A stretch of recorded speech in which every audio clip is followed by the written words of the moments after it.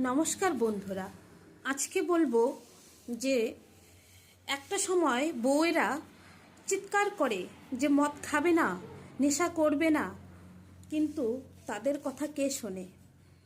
যখন স্বামীরা কথা শোনে না তখন বউটি চুপচাপ হয়ে যায়।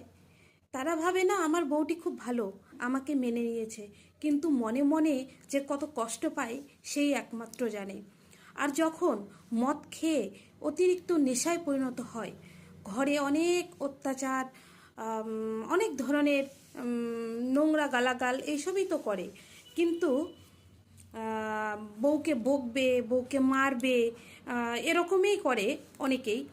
কিন্তু দেখবে তোমরা যখন নেশাটা কাটবে, জিজ্ঞাসা করবে যে কেন এরকম করেছিলে, তখন বলবে যে না, অতিরিক্ত আমার নেশা হয়ে গেছে। কিন্তু না, আসলেও তার মনে মনে এই সবেই চলে তার বউয়ের প্রতি। সেটা প্রকাশ করতে ভয় পায় হয়তো বউকে, কিন্তু নেশা হয়ে গেলে সে তো আর মানে না কোনো বাধা, সবটি প্রকাশ হয় তার আসল চরিত্র। কিন্তু যখন তুমি প্রশ্ন করবে তখন তোমাকে বুঝিয়ে দিবে যে আমি নেশায় করে এরকম করেছি, আদৌ আমি করতে চাইনি, তোমাকে ভালোই বাসি। কিন্তু এই সব ফাঁদে পা দেবে না, কারণ তার আসল চরিত্রটি বেরিয়ে আসে যদি সে নেশা করে যে সমস্ত কথা বলে। এটা আমার প্রকৃত